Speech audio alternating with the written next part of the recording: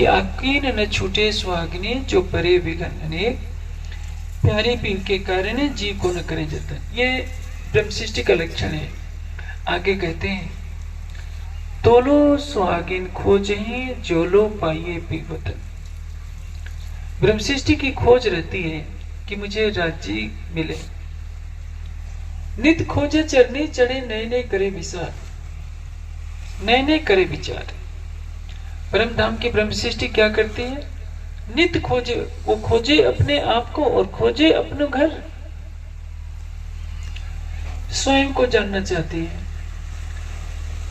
यहाँ इतनी माताएं बहनें बैठी हैं, भाई लोग भी बैठे हैं। पूछा जाए आप किसको जानते हैं, आप किसको जानना चाहते हैं? आप कह देंगे कि राज्य को जानना चाहते हैं। आप चर्चा सुनकर तो प्रवीण हो गए हैं, और मैं पूछूं किसको जानना चाहते हैं तो कह देंगे कि अपने को जानना चाहते हैं। लेकिन व्यवहार में नहीं जानना चाहता कोई भी अपने को। चर्चा सुनकर ज्ञान दृष्टि से सुनने वाला, बोलने वाला, पढ़ने वाला सभी कहेंगे हम अपने को जानना चाहते हैं, अपने प्रीतम को जानना चाहते हैं। जीवन में लक्ष्य क्या होता है? हम स्वयं को जाने, अपने आराध्य प्राणेश्वर को जाने और उनके मूल वतन को जाने। सुहागिन तोलो खोजहि, चोलो पाइए पी वतन। उसकी खोज कब तक रहती है? जब तक प्रीतम के घर का पता नहीं चलता। मोमिन तबलक बंदगी, जोलो नहीं इश्क, इश्क आए पीछे आशिक जाने या मासूम। जब तक हृदय में प्रेम की रसधारा नहीं होती, तब तक ब्रह्म सृष्टि राज्य को पाने के लिए अपने कदम बढ़ाती रहती है।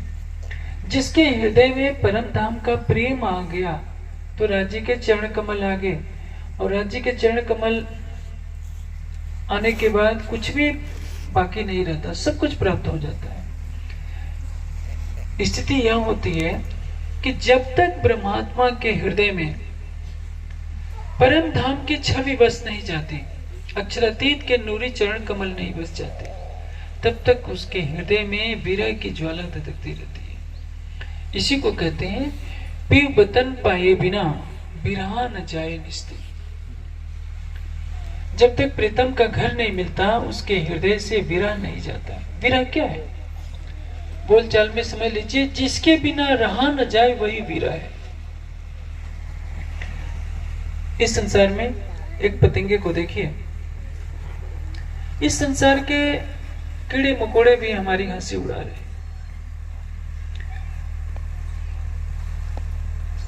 रास ग्रंथ के अंदर इंद्रावती जी की आत्मा कहती है कि एक पतंगा क्या करता है? पतंगे का सुहाग है अंधेरा। जब दीपक जलता है तो पतंगा झाप खाता है और उसको बुझा देता है या स्वयं जल करके समाप्त हो जाता है। जो जीवनी रीत न मुके अंधेरी नि प्रीत। महामती जी क्या कहते हैं? एक पतंगा नादान जीव है, जो जीवनी रीत नो मुखे अंधेरनी प्रीत। उस जीव का सुहाग है अंधेरा। वो स्वयं मर जाना चाहता है, लेकिन अपने सुहाग अंधेरे के बिना नहीं रह जाए। हम सुंदर साथ रह सकते हैं, राज्य के बिना पतंगा नहीं रह सकता। मैंने चर्चा में कई बार इस प्रसंग को दोहराया है कि लव बर्ड्स एक पक्षी का जोड़ा होता है। मैंने देहरादून में उस पक्षी को आंखों से देखा है। 5 मिनट के लिए दोनों अलग कर दीजिए तो दोनों तड़प तड़प करके प्राण छोड़ देते हैं। और आप कितने समय से अलग हैं? 1638 से लेकर अब तक जोड़ लीजिए 2080 के लगभग हो गया। कितने 100 साल हो गए। हम वाणी भी सुनते हैं, वाणी पढ़ते भी हैं, चितवनी भी करते हैं, लेकिन हमारे अंदर विरह नहीं होता। मैंने बताया कि जीव सृष्टि शरीयत छोड़ नहीं सकती, चाहे लाख समझा लीजिए, शरीयत ही उसके लिए सर्वस्व है। जैसे मुस्लिम लोग क्या करते हैं, उनके लिए सरा तोरा ही सब कुछ है, हकीकत मार्फत से कोई लेना देना नहीं। ईश्वरीय सृष्टि हकीकत का मार्ग अपनाती है और ब्रह्म सृष्टि मात्र हकीकत मार्फत की राह बनाती है। जब पन्ना जी में लीला चल रही होती है, 10 साल की लीला चलती है, जब 11वीं सदी प्रारंभ होती है, श्री जी पन्ना जी में कब पधारते हैं? विक्रम सन 1740 में। 39 बीत रहा था, 40 का प्रारंभ था। 1751 में अंतर्धान होता है। तो 10-11 वर्ष की लीला मुख्य रूप से 10 वर्ष जोड़िए ब्रह्म सृष्टियों की लीला कही जाती है। इसमें क्या होता है? सवेरे भी चर्चा 9 से 12, रात्रि को भी चर्चा 9 से 12। सवेरे चितवनी होती है 6 बजे के पश्चात श्री जी स्नान करके तख्त पर विराजमान हो जाते हैं और सबसे पहला कार्य क्या होता है? चितवनी का। सब सुंदर साधकों परम धाम की चितवनी कराई जाती है। रात्रि को 4:30 बजे सब चितवनी करते हैं। 4:30 बजे इस संसार के हिसाब से परम धाम से सबकी सुरता इस खेल में आई है, इसलिए 4:30 बजे सब चितवनी में बैठ जाते हैं। उसके पश्चात संध्या आरती केवल होती है और सब सुंदर साथ आरती के पश्चात 9 से 12 बजे तक की चर्चा सुनते हैं। जो ब्रह्म सृष्टि होती है, मैंने कहा कि 12 बजे के बाद सुनी हुई चर्चा को दोहराते हैं, अन्यथा एक बार चर्चा जो सुन ली दोबारा सुनने का अवसर कहाँ मिलेगा। इसलिए सब सुंदर साथ श्री जी के मुखारबिंद से निकले हुए शब्दों की गरिमा को पहचानते हैं और शरीर को आराम देने से पहले उसको कंठस्थ कर लेते हैं। हमेशा हमेशा के लिए उनके हृदय मंदिर की रिकॉर्डिंग में वो सुरक्षित हो जाती है। जब 1751 का समय बीत जाता है, इसी शिष्ट का राज्य प्रारंभ हो जाता है, क्योंकि अधिकतर ब्राह्मणी तन छोड़ देते हैं। श्री जी पंचभौतिक आंखों से नहीं दिखाई दे रहे हैं तो सुंदर साथ का मनोबल गिर जाता है।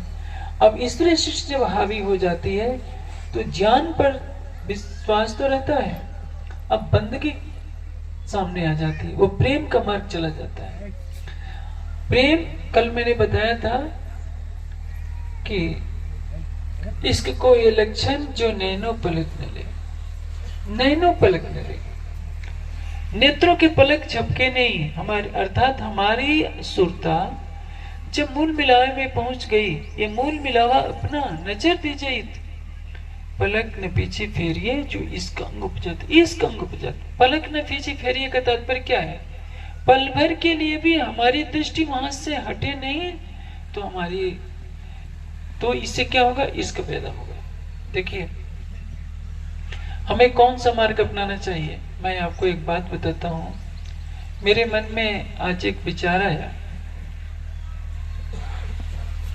वाल्मीकि को देखिए, वाल्मीकि जी एक डाकू है, पहले उत्तम ऊंचे घराने के थे, संगति में पड़ गए डकैतों के तो वो भी डकैती डालने लगते हैं, दूसरों का धन छीन करके लाते हैं।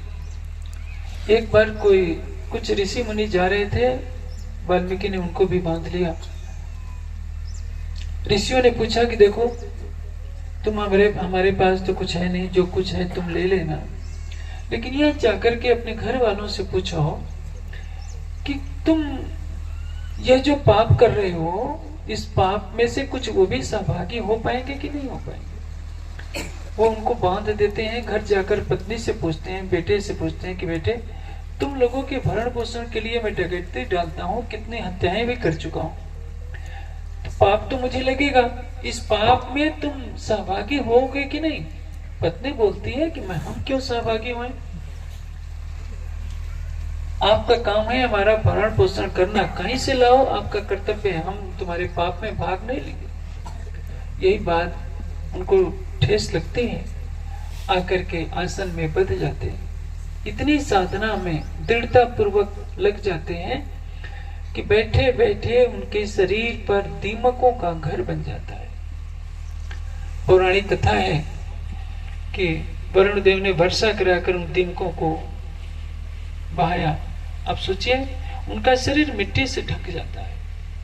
हमारे लिए तो वाल्मीकि जी एक चुनौती दे रहे हैं कि मैं एक डाकू था, मुझे आध्यात्मिक ज्ञान का थोड़ा सा प्रकाश मिला तो मैंने ऐसी साधना की कि मेरे शरीर पर मिट्टी जम गई, मेरा शरीर मिट्टी से ढक गया।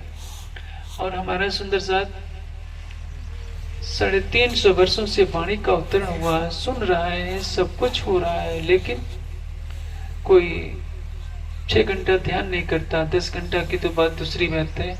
नियमित रूप से सभी सुंदर साथ औसतन 1 घंटा भी ध्यान नहीं कर रहे, परम धाम की ब्रह्म सृष्टि क्या करेगी? हाँ, ये अवश्य है, ध्यान में मन आपका भटकेगा। मन तो चंचल है, लाखों जन्मों से ही भिन्न भिन्न योनियों में भिन्न भिन्न विषयों का सेवन कर रहे, कहां से शांत रहेगा? लेकिन इस भटकते हुए मन को शांत करने से पहले तो शरीर को आप शांत कीजिए। मन भटकता है, भटकने दीजिए। आप शरीर को बिना हिलाए डुलाए 1 घंटा 2 घंटा बैठाने का भी तो अभ्यास कीजिए। जब शरीर स्थिर हो जाएगा तो मन भी स्थिर हो जाएगा। जब मन स्थिर हो जाएगा तो सूरत भी स्थित हो जाएगी, आपकी आत्मा भी मूल मिलावे में स्थित हो जाएगी।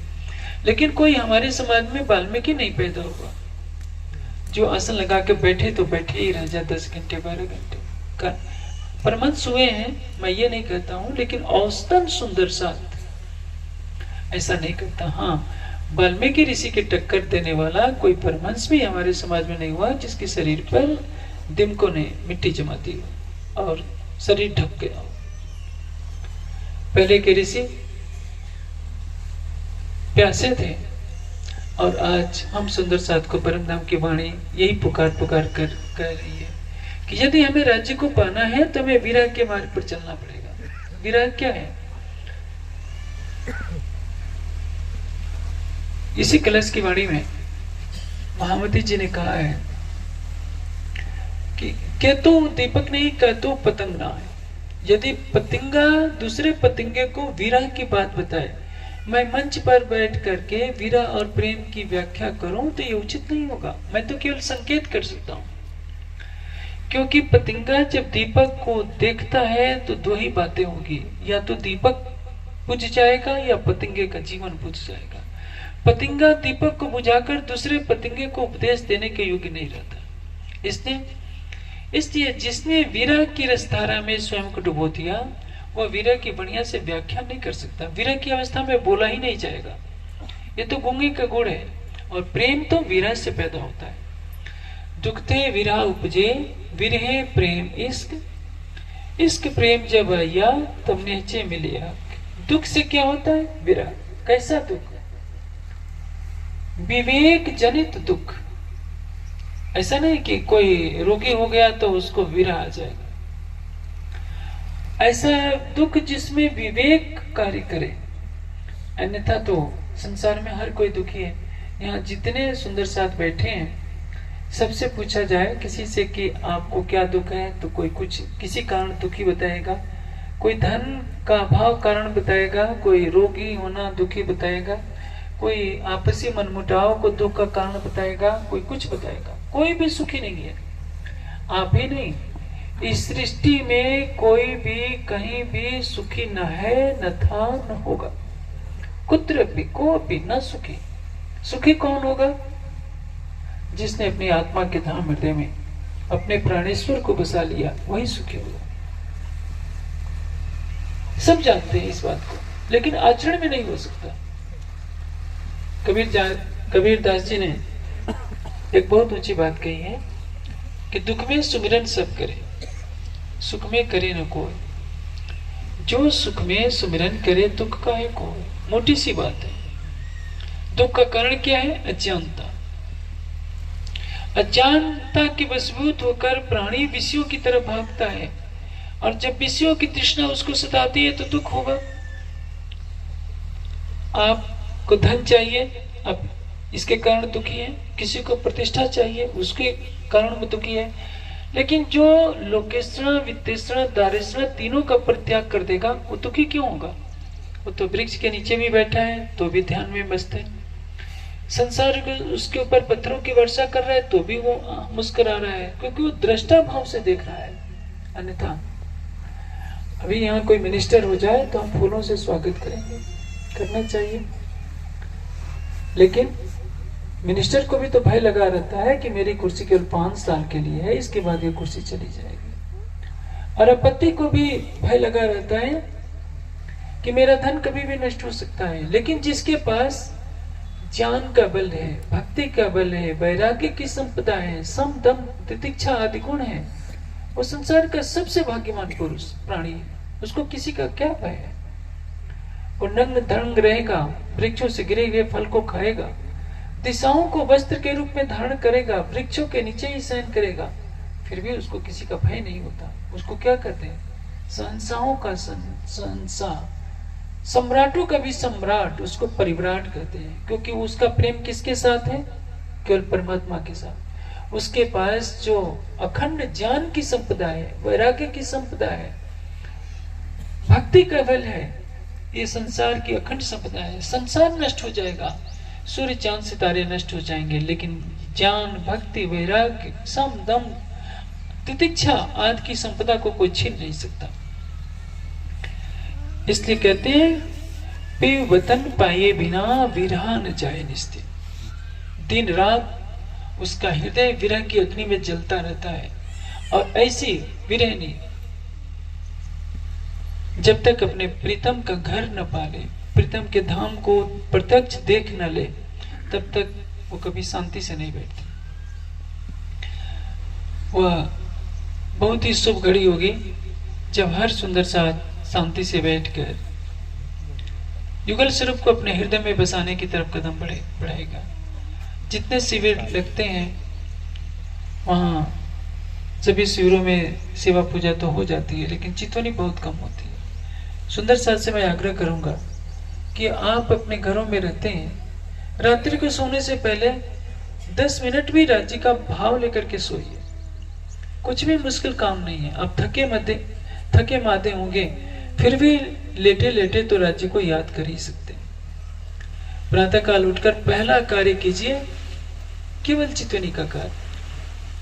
सवेरे उठने के बाद और रात्रि को सोते समय जो राज्य को याद करता है चितवनी के द्वारा, ऐसी कोई शक्ति नहीं कि शरीर छूटने से पहले उसके धाम हृदय में प्रीतम की छवि को अंकित न कर दे।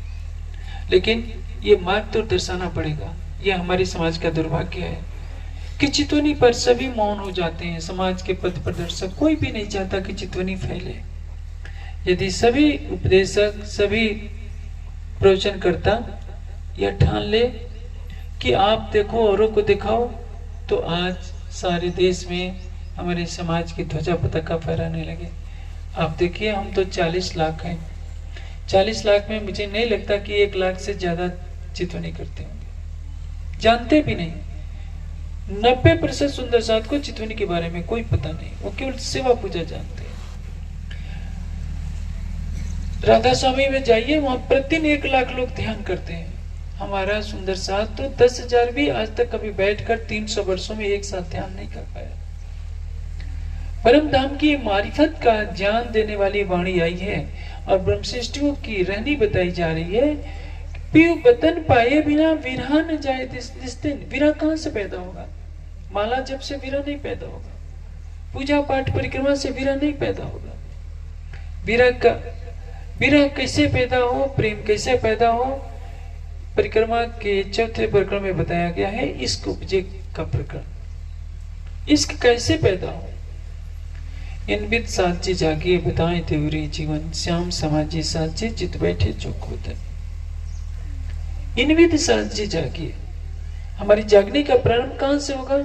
विवेक दृष्टि से, कि हम प्रतिदिन राज्य को हृदय में धारण करें। इससे सेवा पूजा में जब आप स्वरूप पढ़ते हैं तो उसमें यह पाठ करते हैं कि निस्दिन रहिए प्रेम सो युगल स्वरूप के चरण, निर्मल होना यही सो और ध्यान बनना। ये चौपाई क्या दिखा रही है कि निस्दिन, प्रतिदिन निस्दिन ग्रहिए प्रेम सो युगल स्वरूप के चरण, नख से सिख तक राज्य की शोभा श्रृंगार को आप अपने हृदय में बसाइए। और जो स्वरूप पढ़ा जाता है प्रातः काल का, उसमें भी राज्य श्यामा जी का श्रृंगार, सिंहासन की शोभा का वर्णन किया गया है। किस लिए?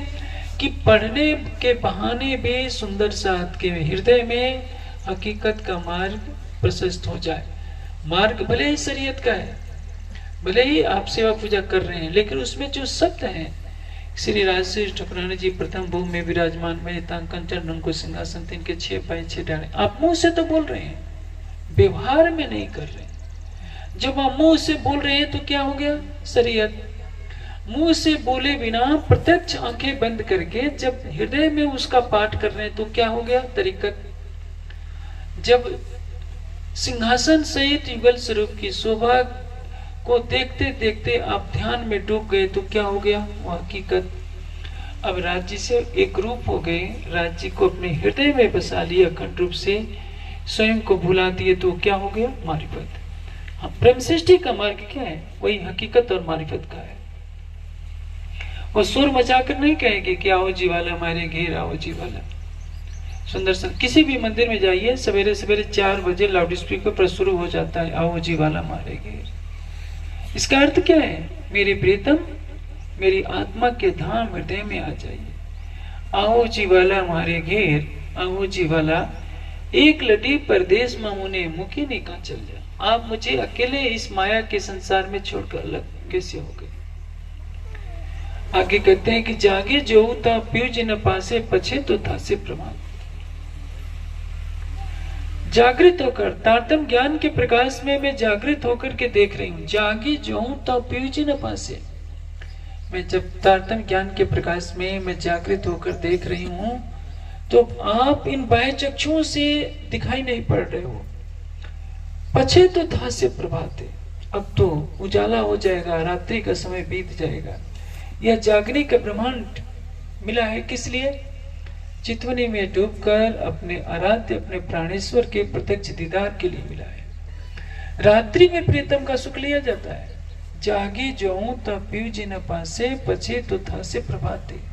तारतम ज्ञान ने मुझे जागृत कर दिया, सचेत कर दिया कि रे आत्मा, इस जागने ब्रह्मांड में तू अपने प्रीतम का सुख ले, उनको अपने हृदय में बसा कर। लेकिन जब मैं देखती हूँ तो आप तो मुझे दिखाई नहीं दे रहे। अब आप यदि इसी क्षण नहीं आते हो तो क्या होगा? थोड़ी देर में रात्रि बीत जाएगी, जागने ब्रह्मांड का समय समाप्त हो जाएगा। कल कली ने कहूँ तुम से, आओ जी आड़ी खिड़े। मैं रो रो कर कह रही हूँ कि इसी क्षण आ जाओ। यह क्या अवस्था है? विरह की अवस्था है। वाणी का एक एक शब्द हर सुंदर साथ को हकीकत और मार्फत की तरफ ले जा रहा है, लेकिन सुंदर साथ उन शब्दों के भाव को नहीं समझते कि एक एक शब्द में कल कलीने कहूँ छू तुमने, आओ जी आड़े खिड़े, इसी क्षण आ जाओ। जब ये बात पुकारी जाती है कि इसी क्षण, उसको कहते हैं विरह। और जब लिखा हुआ केवल हम पाठ कर लेते हैं और राज्य को भोग लगाते हैं तो बहुत कुछ कहते हैं कि आपको रिझाने के लिए हमने इतने आचार रखे हैं, इतने फल मेवे रखे हैं।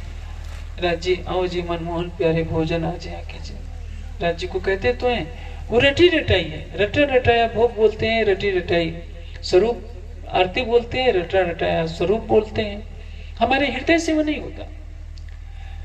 जब आप आंखें बंद करके अपने प्राणेश्वर को नख से सिख तक अपने हृदय मंदिर के सिंहासन पर बैठाने का प्रयास करते हैं तो पहले तो दिखता नहीं, आप उसके लिए तड़पते हैं। विरह की प्राथमिक कक्षा यहां से प्रारंभ होती है। इसलिए पहली चीज है शरीर को स्थिर कीजिए।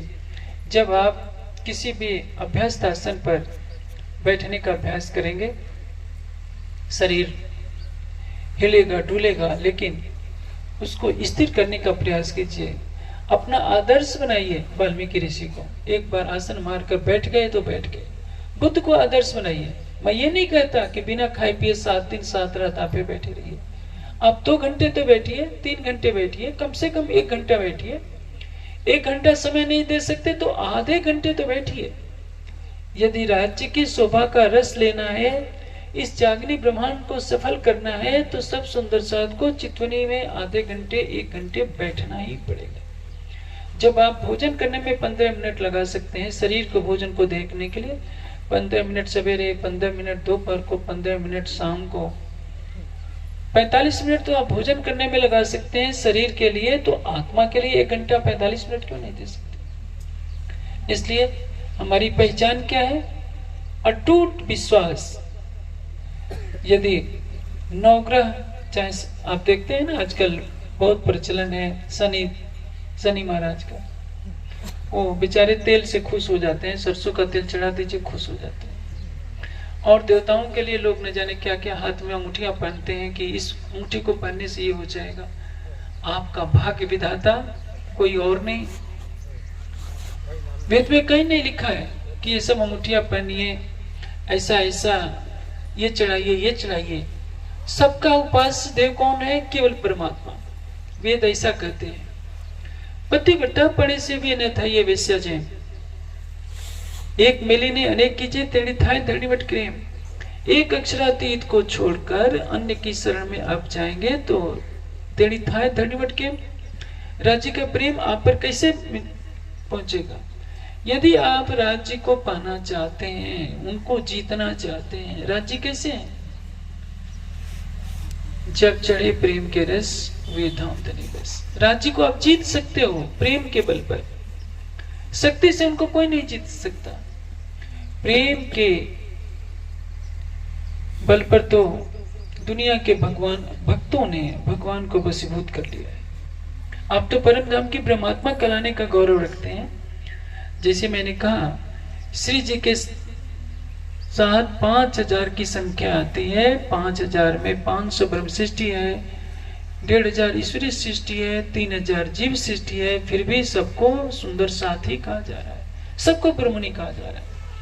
आप यहाँ बैठे हैं तो आपने सबको ब्रह्मणी कहा जाएगा व्यवहार में। लेकिन अब आपके ऊपर है कि आप कितना त्याग दिखाते हैं।